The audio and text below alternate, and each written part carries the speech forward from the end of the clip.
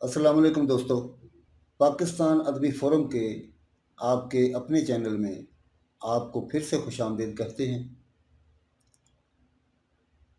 طارق بن زیاد، تاریخ کے آئینے میں، قسط نمبر 2۔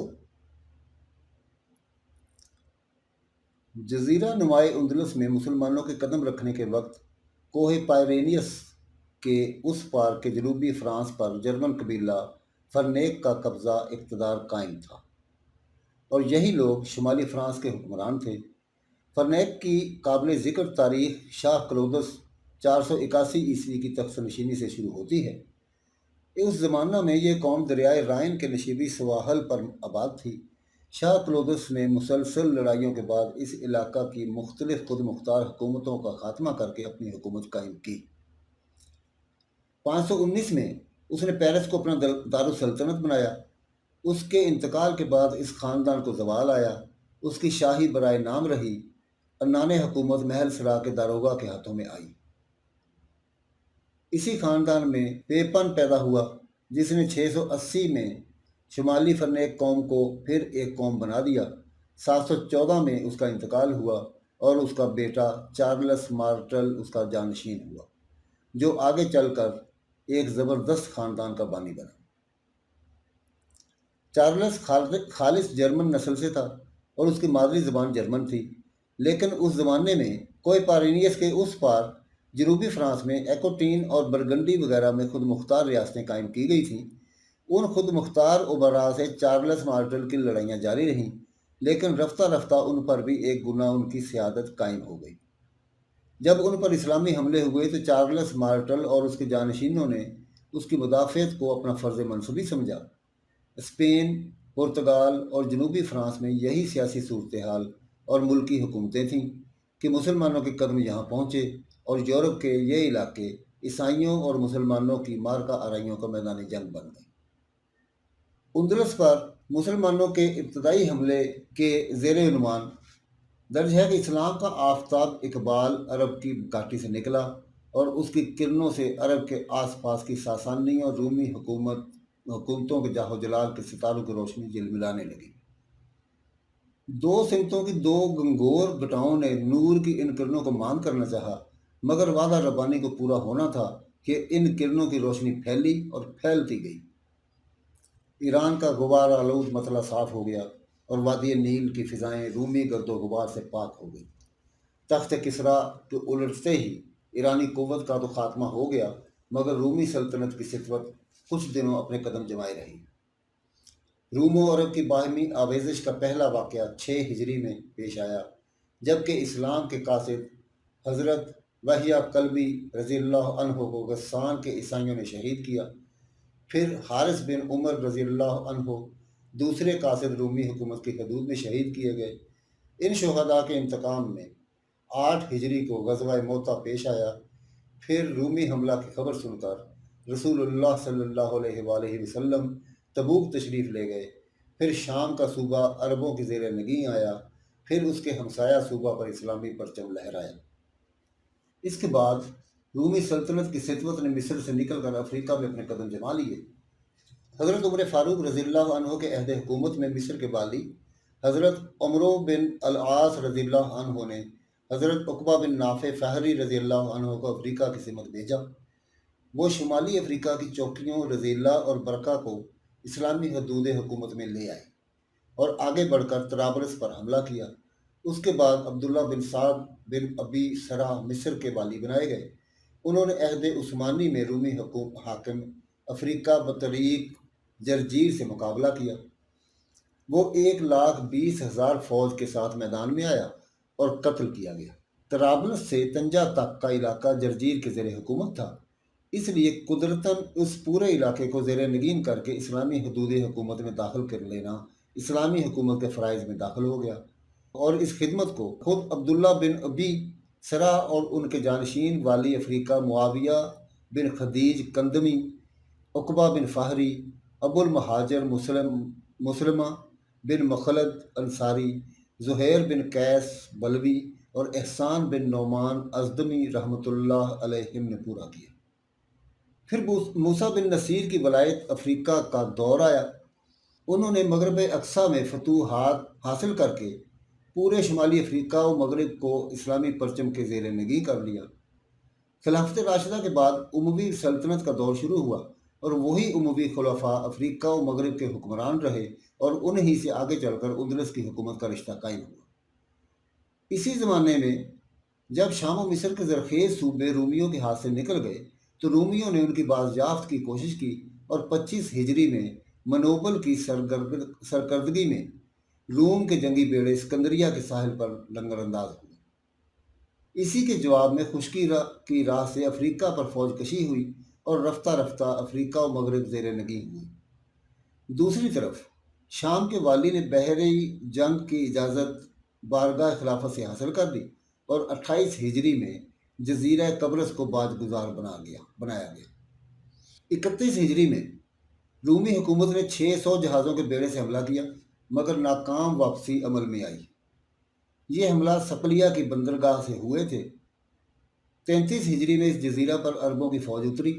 ادھر صقلیہ کی یہ مہمیں جاری رہیں تو ادھر طنجہ تک مسلمانوں کے قدم پہنچ جانے سے اندلس کا سرسبز و زرخیز ساحل نظر آنے لگا۔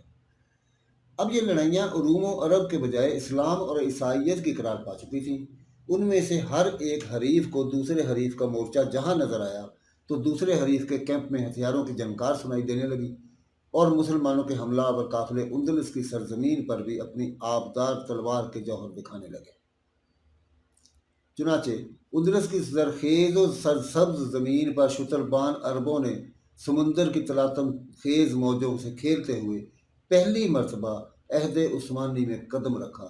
پھر طارق بن زیاد اور موسیٰ بن نصیر جیسے جانباز مجاہدوں نے یہاں فتح و ظفر کے اسلامی پرچم لہرائے اور عربوں اور بربروں کے مختلف قبیلوں نے یہاں کی شاداب وادیوں میں توطن پذیر ہو کر اس کے ایک وسیع خطہ کو اسلامی مملکت کا جزو بنایا۔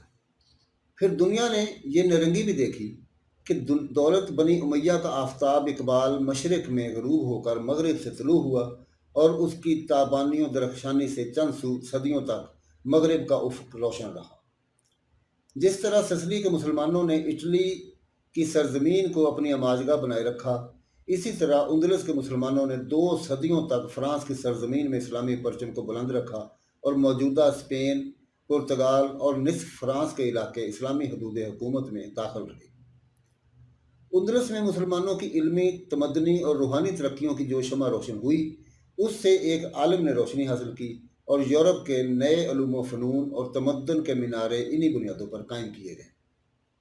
اندلس پر پہلا اسلامی حملہ عہد عثمانی میں 27 ہجری میں کیا گیا۔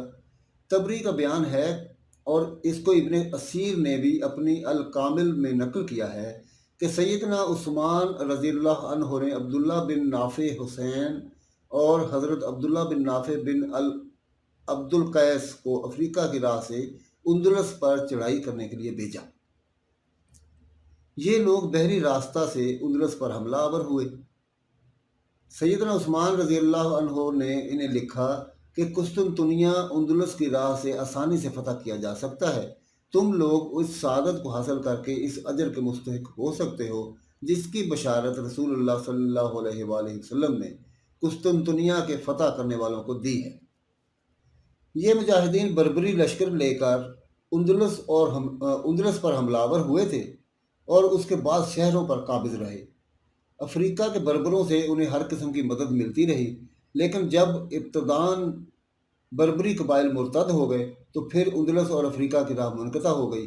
جو مجاہدین اندلس میں موجود تھے وہ وہیں کے وہیں رہ گئے اور ان کے تعلقات کا سلسلہ اسلامی حکومت سے منقطع ہو گیا۔ یہ مسلمان اندلس کے کس شہر میں تھے؟ ان پر طارق کے حملہ اندلس سے پہلے اندلس میں کیا گزری اور طارق کے حملہ کے وقت ان میں سے کوئی وہاں موجود تھا یا نہیں؟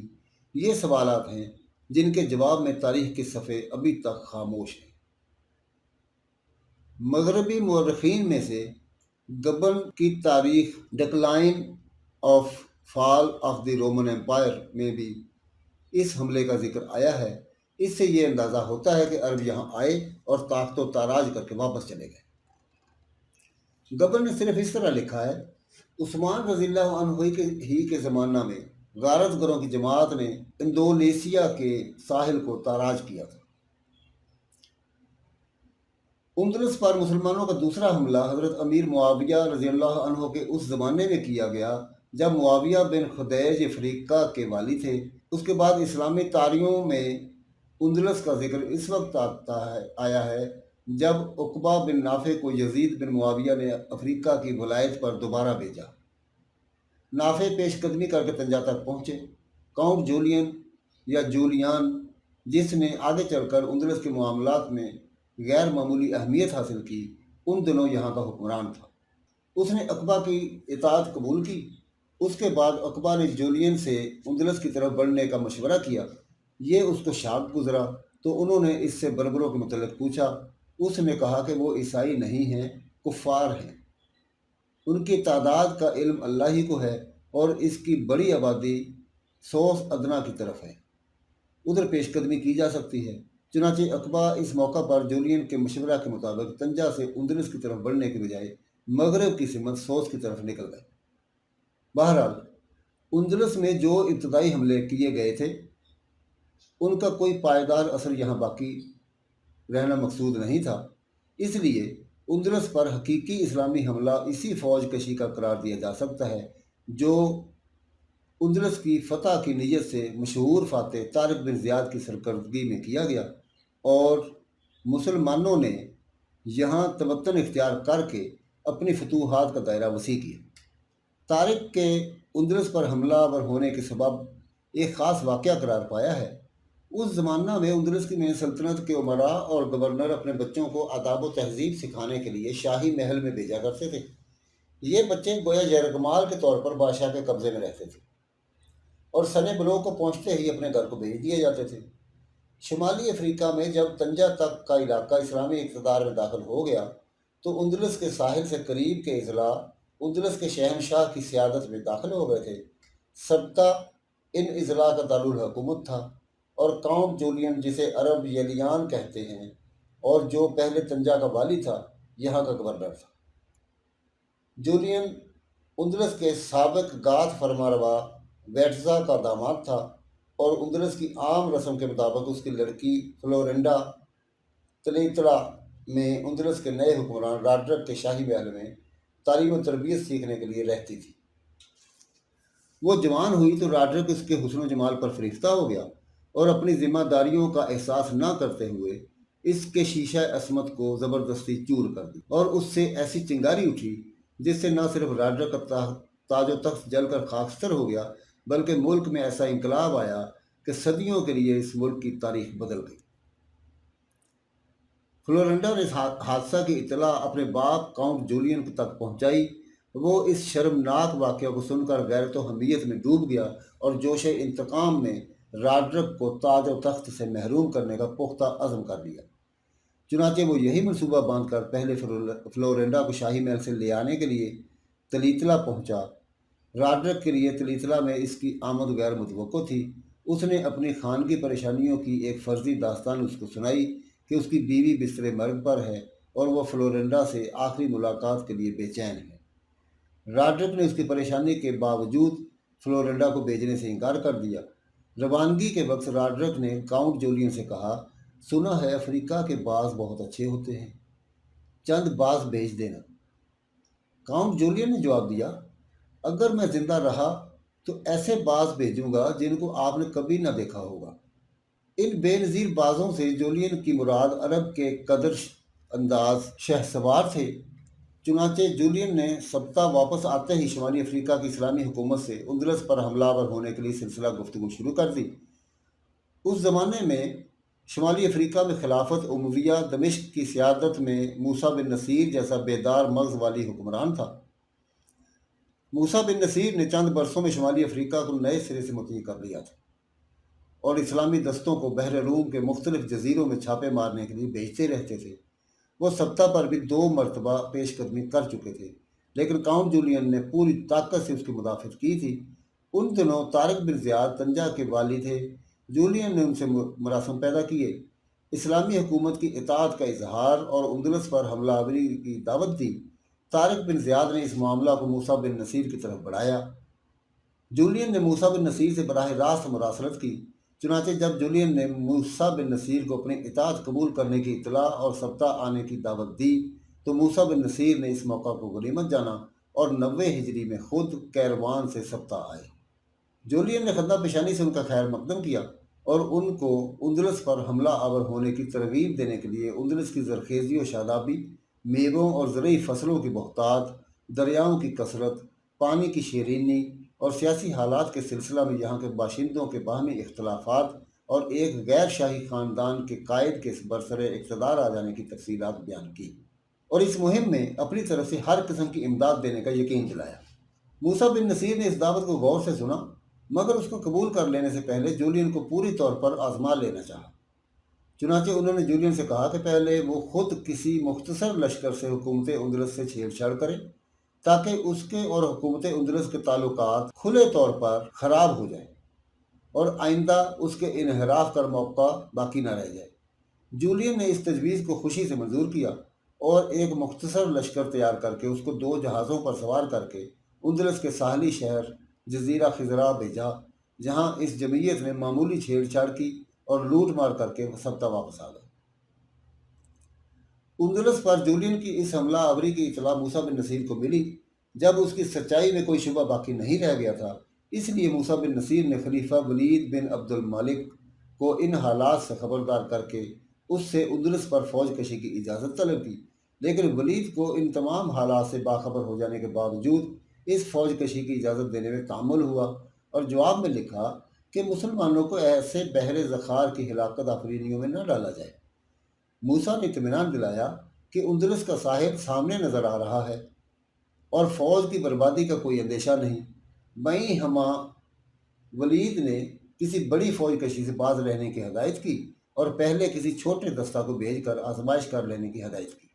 चुनाचे मूसा बिन नसीर ने फरमान खिलाफत की तामील में मुसलमानों का एक मुख्तसर दस्ता अपने मौला तरफ़ैन मालिक नखई की सरकर्दगी में उंदलस पर हमला आवरी के लिए रवाना किया।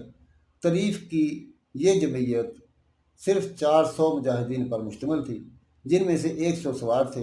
ये लोग 4 कश्तियों में सवार होकर रवाना हुए और जनूब मगरबी उंदलस के एक शहर में जाकर उतरे, जिसका नाम बाद में जजीरा तरीफ पड़ा। ये लोग इस जजीरा में कामयाबी हासिल करके उंदलस के साहिली शहर जजीरा खजरा में उतरे। यहाँ से भी कसीर माल गनीमत और तनोमंद कैदियों को हमरा लेकर माह रमज़ान 91 हिजरी में बखैर खूबी वापस आ गए। तरीफ की मुहिम की कामयाबी से उंदलस की राह की आसानियाँ नज़र आ गई। मूसा बिन नसीर ने उंदलस पर हमला आवर होने का ऐलान कर दिया और लोग खुशी से इस जंग में शरीक होने के लिए आमादा हो गए। चुनाचे एक अजीमुशान लश्कर एक लायक एतमाद कायद तारिक बिन ज़ियाद की सरकर्दगी में तैयार हो गया और इसी कायद ने आगे चलकर फ़ातह उंदलस का मुअज़्ज़ज़ लक़ब हासिल किया। इसी ज़माना में जब अफ्रीका में उंदलस के हमला की तैयारियों का गलगला बुलंद था और तरीफ की मुहिम की कामयाबी की दास्तानें फैल रही थी कि अफ्रीका के चंद आज़ाद और जंगजू कबाइल के हौसले बढ़ गए, उन्होंने इस मौका को गनीमत समझकर उंदलस को ताख्त ताराज करके जो कुछ भी हाथ आ सकता हो उसको समेट लेने के लिए आज़ादाना तरीक़ा से फ़ौज का एक दस्ता बनाया और उंदलस के लिए इस्लामी हुकूमत अफ्रीका का लश्कर के रवाना होने से पहले चल खड़े हुए। ये अफ्रीका के नीम वहशी बर्बरी कबीले थे जो अबू ज़र राल नामी आदमी की क़यादत में 1000 की तादाद में इकट्ठे हो गए थे। ये अफ्रीका से चलकर जजीरा खजरा में उतर पड़े। शहर के लोग इन गारतगरों को देखते ही आसपास की आबादियों में भाग गए। इन्हें जो लोग सामने मिल गए उन्हें लूटा गया। फिर बड़ी बर्बरियत के साथ बाज़ों को आग में जला दिया और एक कलीसा में आग लगा दी। इनकी ये वहशियाना हरकतें उसी पर ख़त्म नहीं हुई, बल्कि चंद कैदियों को बड़ी बेदर्दी से ज़िबा कर डाला और लाशों को टुकड़े टुकड़े करके देगों में रखकर आग पर चढ़ा दिया और बाकी मांदा कैदियों को आज़ाद कर दिया, ताकि वो ये रिहाशुदा कैदी मुल्क में फैल जाएं और मुल्क में मशहूर हो जाए कि ये हमला आवर ऐसे सख्त हैं कि कैदियों को ज़िबा करके भून कर खा जाते हैं। इस तरह उनका रोब दबदबा फैल जाएगा और लोग उनके मुकाबला में आने की जुर्रत न कर सकेंगे।